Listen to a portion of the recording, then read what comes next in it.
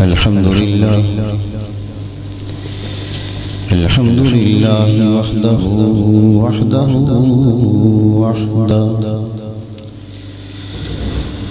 لا شريك له ولا نظير له ولا معين له والصلاة والسلام على من لا نبي بعده لا رسول بعده ولا معصوم بعده أما بعد فأعوذ بالله من الشيطان الرجيم بسم الله الرحمن الرحيم ما كان محمد أبا أحد من رجالكم ولكن رسول الله وخاتم النبيين وكان الله بكل شيء عليما وقال النبي صلى الله عليه وسلم أنا خاتم النبيين لا نبي بعدي وقال النبي صلى الله عليه وسلم لا يؤمن أحدكم حتى أكون أحب إليه من والده وولده والناس أجمعين أو كما قال عليه الصلاة والسلام صدق الله وصدق رسوله النبي الكريم ونحن على ذلك لمن الشاهدين والشاكرين والحمد لله رب العالمين رضينا بالله ربا وبالإسلام دينا وبمحمد نبيا يا ربي اللهم لك الحمد كما ينبغي لجلال وجهك وعظيم سلطانك اللهم صل على سيدنا ومولانا وهادينا ومرشدنا وطبيبنا وطبيب قلوبنا محمد كلما ذكره الذاكرون وكلما غفل عن ذكره الغافلون کفر کی شام صبح یقین بن گئی حضور آئے تو دنیا ہنسی بن گئی بھئی وہ پچھلے ناراض ہیں کیا جلسہ نہیں کروانا مولانا دلاور شیر صاحب نے جی مسجد میں آئے ہیں اللہ کی توفیق سے آئے ہیں اللہ نے زبان دے رکھی ہے اسی کا نام لینا ہے کہو اونچی آواز سے سبحان اللہ مولوی سی ہنجی پہ چلتے ہیں جی آپ نے ساتھ نہیں دینا ساتھ دو ہنسی خوشی بیٹھو چہرے پر مسکراہٹ سجا کے بیٹھو مہمان آیا ہے دور سے سفر کر کے آیا ہے چلو اور کوئی نہیں تو مسکرا کے ملو تو ہاں سبحان اللہ کہنے میں پابندی ہے کیا ایک بابا فرض کفایہ ادا کر دے گا سب کا ہے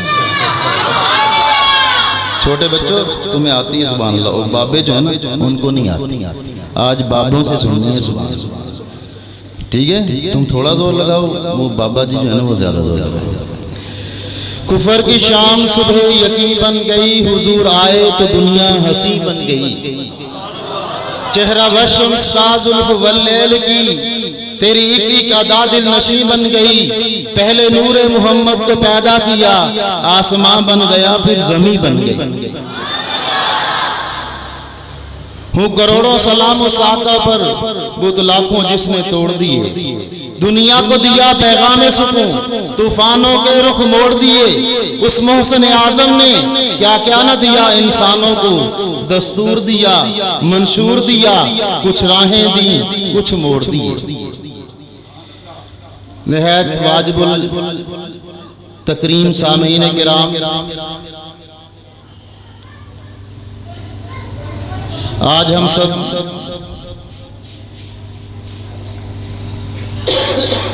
آپ کی اس شہر کی اس جامع مسجد میں عظمت قرآن کانفرنس کے عنوان سے جمع ہے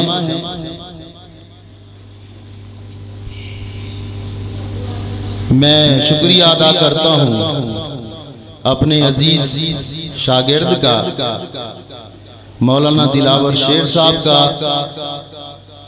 اور جناب قاری غلام مصطفیٰ مدنی صاحب کا۔ ان حضرات نے یہاں پہ ہمیں آپ حضرات کے سامنے گفتگو کرنے کا موقع عطا کیا۔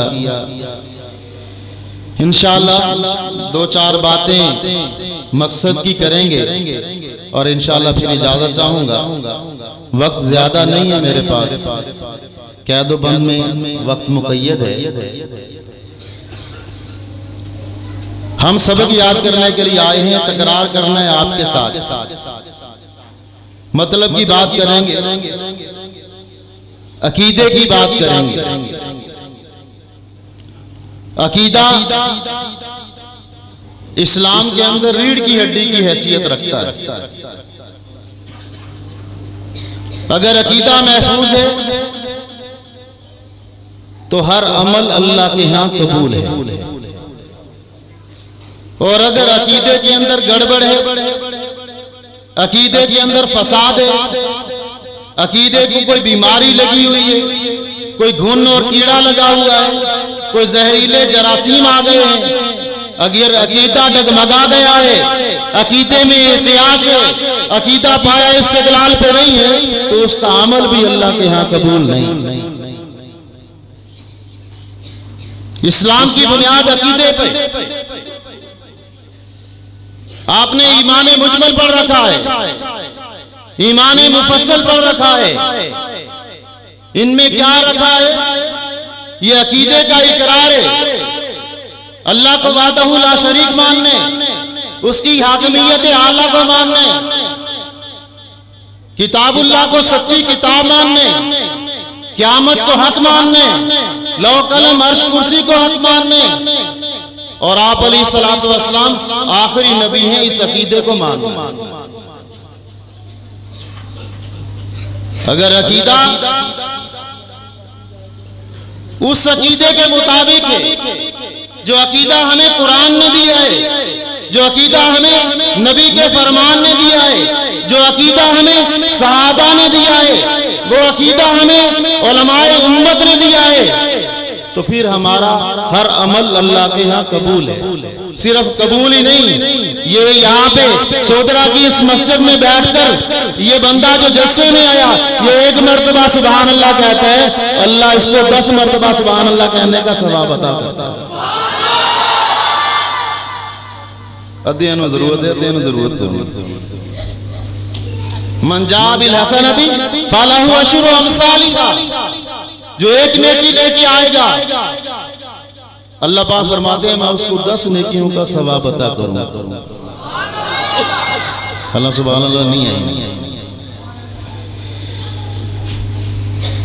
سبحان اللہ۔ اوپر والے جنتی نے کروٹ لی، او بھئی اوپر والے جنتی نے کروٹ لی، اس کے کروٹ لینے سے اس کی جسم سے ایسی خوشبو مہکی کہ وہ خوشبو نچلے والے جنتی کے پاس آئی، تو اس نے پوچھا دربان سے، غلمان سے، یہ خوشبو کہاں سے آئی؟ اس نے کہا، وہ جواب دے گا، یہ اوپر والا جو جنتی ہے نا، اس جنتی نے کروٹ لی ہے، اس کروٹ لینے سے ایسی خوشبو بہتی ہے جو تیری جنت کے اندر نہیں ہے۔ وہ اوپر والا جنتی نچلے والے جنتی سے رابطہ کرے گا، کنٹیکٹ کرے گا، رابطہ کرے گا کہ بھائی تیرا کیا عمل ہے کہ تیرے کروٹ لینے سے تیرے بدن سے ایسی خوشبو مہکتی ہے جو میری جنت میں نہیں ہے؟ تو اوپر والا جنتی جواب دے گا کہ میں نے تجھ سے کچھ زیادہ عمل نہیں کیا، ہاں البتہ دنیا میں ایمان کی حالت میں تجھ سے ایک مرتبہ سبحان اللہ زیادہ کہا تھا۔ لگتا ہے اوپر والے جنتی نہیں بننا چاہتے، یہ نیچے والے بننا چاہتے۔ تو میں بات کر رہا تھا عقیدے کی۔ عقیدہ ایمان کے اندر اصل ہے، ایمانیات عقائد کو کہتے ہیں۔ لا الہ الا اللہ، آپ نے کیا فرمایا تھا؟ کفار مکہ قولوا لا الہ الا اللہ تفلحون، تم لا الہ الا اللہ کہہ دو کامیاب ہو جاؤ گے۔ یہ لا الہ الا اللہ کیا تھا؟ یہ عقیدہ تھا کہ اللہ کے علاوہ کوئی شریک نہیں، اللہ کا کوئی شریک نہیں ہے، وہ وحدہ لا شریک ہے، اس کے علاوہ عبادت کے کوئی لائق نہیں ہے۔ یہ عقیدہ ہے لا الہ الا اللہ محمد رسول اللہ، یہ دو عقیدے ہیں۔ اور آپ نے فرمایا، آپ صادق اور مصدوق ہیں، آپ علیہ السلام نے فرمایا بادروا بالاعمال فتنا کقطع اللیل المظلم، کہ میری امت کے مسلمانوں اعمال کرنے میں جلدی کرنا، عمل کی نیت کری تو اس پر فوراً عمل، میں نماز پڑھنا چاہتا ہوں فوراً عمل کرے، تلاوت کرنا چاہتا ہے فوراً عمل کرے۔ بادروا بالاعمال، اعمال کرنے میں جلدی کرنا، کیوں؟ فتناً کقطع اللیل المظلم، آپ نے فرمایا ایسے فتنے آنے والے ہیں جیسے اندھیری رات کا اندھیرا مسلسل ہوتا ہے، ایسے فتنے بھی مسلسل آئیں گے، فتنے آئیں گے۔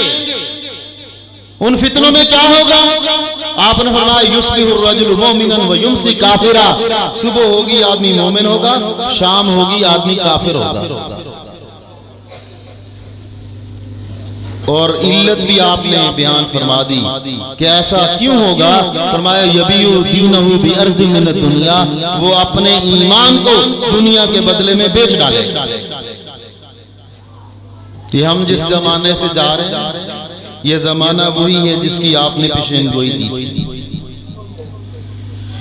یبیع دینہ بعرض من الدنیا، اپنے ایمان کو لوگ دنیا کے بدلے میں، ڈالر کے بدلے میں، درہم کے بدلے میں، دینار کے بدلے میں بیچ رہے ہیں، بیچ رہے ہیں۔ ارتداد کی فضا عام ہوتی جا رہی، لوگ اسلام کو چھوڑتے جا رہے ہیں۔ کیوں؟ آقا نے فرما دیا تھا ایسا ہوگا، تو بادروا بالاعمال، اعمال کرنے میں جلدی جلدی۔ فتنے بہت سارے آئے اور آتے رہیں گے۔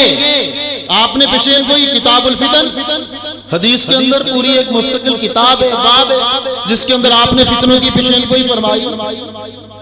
میں ایک فتنے کا تذکرہ کرنا چاہتا ہوں اور ایک عقیدے کا تذکرہ کرنا چاہتا ہوں، جس عقیدے کو عقیدہ ختم نبوت کہتے ہیں۔ کیا کہتے ہیں بھائی؟ جو حضور کو آخری نبی مانتے ہیں ذرا بلند آواز سے کہیں کیا؟ عقیدہ ختم نبوت۔ کیا معنی ہے ختم نبوت کا؟ کیا مطلب ہے؟ ختم نبوت کی تعریف یاد کر کے جائیے گا۔ یہ صرف سبحان اللہ اور الحمدللہ پہ گزارا نہیں کرنا، جب بیان کرنے کے لیے آتے ہیں اپنے دل و دماغ کو حاضر کر کے بیٹھتے ہیں، اور سننے والا بھی اور بولنے والا بھی عمل کی نیت سے بیٹھے تو انشاءاللہ بہت کچھ لے کے جائے۔ اور اگر صرف چسکا لینے کے لیے آیا، سر سننے کے لیے آیا ہے، تو پھر واہ واہ اور زبان اور کانوں کا چسکا ہے، اس کے علاوہ کچھ نہیں۔ تو ختم نبوت کی تعریف جو ایمان کا حصہ ہے، جو ہر مومن اور مسلمان کو آنی چاہیے، کیا معنی؟ ختم نبوت کا مطلب یہ ہے کہ آپ علیہ السلام آخری نبی ہیں، آپ کے بعد اللہ کسی کو نبوت عطا نہیں کریں گے۔ صرف آدھی تعریف آپ کو آتی کہ حضور آخری نبی۔ ختم نبوت کا معنی کیا ہے؟ حضور آخری نبی ہیں، اس پر آپ پھنس جائیں گے۔ جو فتنے والا بندہ ہے، جن کو فتنہ قادیانیت کہا جاتا ہے، فتنہ مرزیت کہا جاتا ہے، وہ اس تعریف پر اعتراض کرتے ہیں کہ تم کہتے ہو کہ حضور آخری نبی ہیں، حضور کے بعد کوئی نبی نہیں آئے گا، تو عیسیٰ علیہ السلام تو آئیں گے یا نہیں آئیں گے؟ بولو، تمہارا عقیدہ نہیں ہے؟ حضور علیہ السلام نے فرمایا کہ عیسیٰ علیہ السلام قرب قیامت میں آئیں گے، اللہ نے ان کو آسمانوں پر زندہ اٹھایا ہوا ہے، قرب قیامت میں وہ نیچے آئیں گے، دمشق کی جامع مسجد کے شرقی مینارے پر فرشتے آ کر اتاریں گے۔ پوری حدیث ہے، پورا باب ہے۔ تو عیسیٰ علیہ السلام تو آئیں گے۔ عیسیٰ علیہ السلام نبی ہوں گے یا نہیں؟ جی کافی سارے لوگ بیٹھے ہیں پڑھے لکھے. میرا سوال ہے, بات عقیدے کی ہے, کچھ لے کے جائیے گا. تو عیسیٰ علیہ السلام نبی ہوں گے یا نہیں ہوں گے؟ آدھے کہتے ہیں ہوں گے, آدھے کہتے ہیں نہیں ہوں گے. نبی ہوں گے. اللہ جس کو ایک دفعہ نبوت دے دیتا ہے, نبوت واپس نہیں لیتا. ٹھیک ہے, عقیدہ یاد رکھ کے جانا اور صحیح کر کے جانا. وہ نبی ہوں گے. تو مرزائی اللہ وار کرتا ہے کہ جب نبی ہوں گے, ہم یہی تو کہتے ہیں کہ حضور کے بعد نبی و نبوت جاری ہے. اگر عیسیٰ علیہ السلام نبی ہو سکتے ہیں تو ہمارا مرزا کانا کیوں نہیں ہو سکتا؟ کہتے ہیں نبوت جاری ہے. اور اگر آپ کہیں کہ نہیں جی وہ نبی بھی ہوں گے امتی بھی ہوں گے, آپ میں سے بات یہی کہہ رہے تھے نا, امتی کی حیثیت سے آئیں گے, نبی ہوں گے امتی کی حیثیت سے آئیں گے. وہ کہتے ہیں اس کا مطلب یہ ہے کہ امتی نبی بن سکتا ہے, امتی بھی ہو سکتا ہے اور نبی بھی ہو سکتا ہے. وہ کہتے ہیں ہمارا جو مرزا کانا ہے اس کے بارے میں بھی ہمارا یہی عقیدہ ہے کہ وہ امتی بھی ہے نبی بھی ہے. تو پھر آپ کیا کریں گے؟ آپ تو بڑے چوڑے ہو رہے تھے. ہمیں پتہ ہے مولوی صاحب سارا, ہمیں پتہ ہے. اب تعریف پہ ختم نبوت کی تعریف پہ اس نے آپ کو پھنسا لیا اور آپ کے ذہن میں شک پیدا کر دیا. جب شک ہو جائے نا تو وہاں پہ ایمان نہیں رہنے. جی تو پھر کیا تعریف؟ ہم یہ تعریف نہیں کریں گے, آدھی تعریف نہیں کریں گے, ہم پوری تعریف کریں گے. ہم پوری تعریف کریں گے کہ ختم نبوت کا معنی یہ ہے کہ حضور آخری نبی ہیں. حضور کے بعد اللہ تعالیٰ کسی کو نبوت عطا نہیں کریں گے. عیسیٰ علیہ السلام جو آ رہے ہیں, جو نبی بن کے آ رہے ہیں, امتی کی حیثیت سے آ رہے ہیں, ان کو نبوت حضور سے پہلے دی گئی ہے. حضور کے بعد اللہ کسی کو نبوت نہیں دیں گے. یہ اگر آپ نے تعریف تو آپ کی تعریف کے اوپر اعتراض نہیں ہو سکتا. تو ختم نبوت کا معنی کیا ہوا کہ حضور آخری نبی ہیں, آپ کے بعد اللہ کسی کو نبوت نہیں عطا کریں. یہ عقیدہ ہے. اس عقیدے پہ لوگوں نے جانیں قربان کی. لوگ بھی کون؟ جو خیر القرون کرنے والے لوگ, السابقون الاولون من المہاجرین والانصار, وہ لوگ صحابہ کرام. 13 سال آپ مکہ مکرمہ میں رہے, 10 سال آپ مدینہ منورہ میں رہے. دور نبوت کتنا ہے؟ 23 سال. اور آپ نے اس کے اندر جو غزوات لڑے, جو لڑائیاں لڑی, وہ کتنی ہیں؟ فرض کفایہ ادا کر دیا ایک بھائی نے. ہاں جی, ہم مسلمان ہیں, ہمیں حضور کی زندگی کا پتہ نہیں, باقی ہمیں سارا پتہ ہے. حضور کے ماہ و سال کا ہمیں پتہ نہیں ہے. تو آپ علیہ السلام نے 23 سالہ دور نبوت میں جو غزوات لڑے, جو کافروں کے مقابلے میں نکلے, جو بڑی بڑی جنگیں ہوئی, وہ 27 ہیں. کتنے غزوات ہیں جی؟ 27. ان 27 غزوات میں جو صحابہ کرام شہید ہوئے, ان کی تعداد کتنی ہے؟ وجہ بیان کی کہ جب سے میں اس کالی کوٹڑی کے اندر آیا ہوں, کوئی رات ایسی نہیں گزری جس میں آمنہ کے لال محمد رسول اللہ کی زیارت نصیب نہ ہوتی. میں انکار نہیں کرتا. تو تختہ دار پہ چڑھ گئے یا نہیں؟ بولو چڑھ کے. تو جنہوں نے حضور کو دیکھا تھا انہوں نے تو گردنیں کٹوانی ہی کٹوانے تھیں. جنہوں نے حضور کو دیکھا نہیں, دیکھنے والوں سے صرف تذکرہ سنا کہ میرا نبی ایسا تھا, وہ چلتا ایسا تھا, وہ بولتا ایسا تھا, اس کا حسن ایسا تھا, اس کی آنکھیں ایسی تھیں, اس کے ہاتھ ایسے تھے, اس کی رخ ایسا تھا, اس کی زلفیں ایسی تھیں. جنہوں نے صحابہ کرام سے صرف اپنے نبی کا تذکرہ کیا, وہ صحابہ کے بیان پہ ایمان لے آئے اور انہوں نے بھی حضور کے نام پر اپنی جان قربان کر. لیکن افسوس یہ کہ آج ہم جس نبی کا کلمہ پڑھتے ہیں، جس نبی کے امتی، میرا ٹائم پورا ہو گیا لیکن میری بات چوتھائی حصہ بھی پوری نہیں ہوئی جو میں بات کرنا چاہ رہا ہوں۔ ہم بحیثیت امت کہاں کھڑے؟ ہمارے نبی نے ہمارے لیے کیا کچھ نہیں کیا، اور ہم اپنے نبی سے کیا دعوی وفا ہے، بڑے بڑے دعوے ہیں لیکن ہم اپنے نبی سے وفا نہیں کرتے۔ کیوں؟ وہ جی ایک گستاخ وہ ہے جو ہالینڈ میں بیٹھے، ایک گستاخ وہ ہے جو یورپ میں بیٹھے، ایک گستاخ وہ ہے جو ناروے میں بیٹھے حضور کے کارٹون شائع کر رہے ہیں، خاکے بنا رہے ہیں، ہمیں ان سے نفرت ہے لیکن ہم ان کا کچھ بگاڑ نہیں سکتے، دور ہیں۔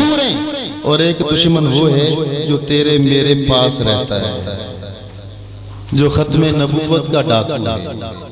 حضور کا سب سے بڑا منصب ختم نبوت، حضور کا سب سے بڑا منصب ختم نبوت ہے، اور ختم نبوت کا دفاع کرنا یہ اللہ کی بھی سنت ہے، رسول اللہ کی بھی سنت ہے، اصحاب رسول کی بھی سنت ہے۔ تو ہمیں اپنے نبی سے وفا کرنی، وہ وفا کیسے؟ اور بھائی جس سے محبت ہوتی ہے نا، دو کام کرنے ہوتے ہیں۔ ایک تو یہ اس کی اداؤں کو اپنانا ہوتا ہے، اس کی اداؤں کو اپنانا ہوتا ہے، اس کی بات کو ماننا ہوتا ہے، اور جس سے محبت ہوتی ہے اس کی بات ماننا آسان ہے۔ اگر ہمیں اپنے نبی سے محبت ہے، ہمیں اپنی شکل اپنے نبی والی بنانی چاہیے، لباس اپنے نبی والا پہننا چاہیے، ہمارے اخلاق ہمارے نبی جیسے ہونے چاہیے۔ اور دوسرا رخ یہ ہے کہ نبی کے جتنے دشمن ہیں ہمیں ان دشمنوں کی پہچان ہونی چاہیے، ہمارے نبی کے جو دشمن ہیں ہمیں ان دشمنوں کی پہچان ہونی چاہیے۔ ہمارے قریب ہمارے آس پڑوس کے اندر جو دشمن رسول موجود ہیں ان کو قادیانی کہتے ہیں، وہ مرزا غلام احمد قادیانی کو حضور کے بعد نبی مانتے ہیں۔ سچے نبی کی دو نشانیاں ہیں، اور بھائی آخری بات، سچے نبی کی دو نشانیاں ہیں۔ ایک سچا نبی وہ ہوتا ہے، سچے نبی کی نشانی یہ ہے کہ سچا نبی اللہ سے براہ راست پڑھتا ہے، وہ دنیا والوں سے نہیں پڑھتا۔ توجہ ہے، مہمانان گرامی تشریف لا چکے ہیں، میں اپنی آخری بات کرتا ہوں، میرا وقت بھی مکمل ہو چکا ہے۔ سچے نبی کی نشانی یہ ہے کہ وہ دنیا والوں سے نہیں پڑھتا، اس کو براہ راست کون پڑھاتا ہے؟ اللہ پڑھاتا ہے۔ ہمارا نبی نبی امی ہے جو دنیا والوں سے نہ پڑھے، اللہ جس کو براہ راست پڑھائے اس کو نبی امی کہتے ہیں۔ اور مرزا کانا وہ دنیا والوں سے جوتے کھاتا رہا، وہ دنیا والوں سے پڑھتا رہا، تو معلوم ہوا وہ نبی نہیں ہو سکتا۔ نبی وہ ہوتا ہے جس کو اللہ پڑھاتا ہے۔ اور دوسری بات یہ ہے، سچے نبی کی ایک نشانی یہ ہے کہ وہ دنیا کا حسین ترین آدمی ہوتا ہے، اللہ کی تجلی اس کے چہرے پر اور اس کے قلب اطہر پر اللہ کے نور کی تجلی ہوتی ہے، وہ دنیا کا حسین ترین آدمی ہوتا ہے۔ عبداللہ بن سلام رضی اللہ تعالیٰ عنہ کہتے ہیں، مجھے پتا چلا مدینہ میں ایک آدمی آیا ہے جس نے نبوت کا دعویٰ کیا ہے۔ میرے دل نے کہا چلنا عبداللہ تو بھی جا کر دیکھ ایک ایسا آدمی ہے جس نے نبوت کا دعویٰ کیا ہے۔ جب میں نے آ کر دیکھا مجھے یوں محسوس ہوا جیسے آسمان کا چاند زمین پر اتر آیا، اور میرے دل نے گواہی دی کہ یہ آدمی جھوٹا نہیں ہو سکتا۔ جو سچا نبی ہوتا ہے اس کے چہرے پر اللہ کی تجلی ہوتی ہے، وہ حسین ہوتا ہے، وہ بے عیب ہوتا ہے۔ اور جو ایک آنکھوں انا ہوئے وہ نبی، اور بولو جو ایک آنکھوں انا ہوئے وہ نبی نہیں ہو سکتا۔ آخری حالت لطیفہ،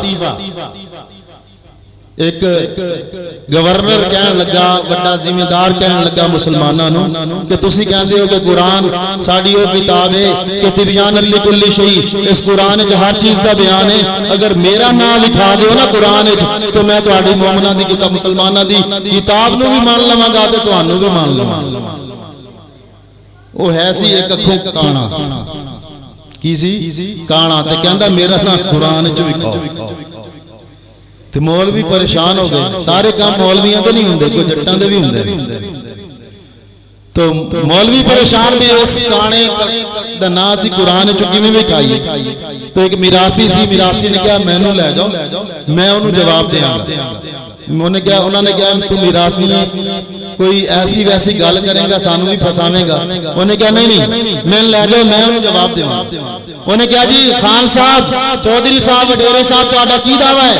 کہندے جی مینوں میرا نام قرآن وچ لکھا دیو تے میں تہاڈی مومناں دی کتاب نوں بھی تانوں بھی مان لاں گا. انہوں نے کہا یہ تے بڑی آسان گل ہے. قرآن کہندا ہے وَكَانَ مِنَ الْكَافِرِينَ.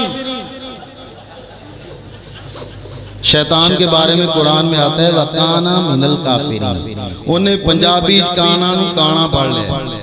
کہندہ قرآن وچ لکھے تیرا نام ہے کہ کانا ہوئے گا کافر ہوئے گا لہذا تو ہی ہے تیرا نام قرآن وچ. تو معلوم ہوا جیڑا کانا ہوئے وہ کم از کم نبی بولو نبی الو دا پتہ تے ہو سکتے دجال تے ہو سکتے قذاب تے ہو سکتے معمول لاگا تے ہو سکتے. وہ نبی نہیں ہو سکتا. سادہ نبی سچا بھی ہے تے سونا بھی ہے. اللہ تعالیٰ عمل کرنے کی توفیق عطا فرماوے. وآخر دعوانا الحمدللہ رب العالمین.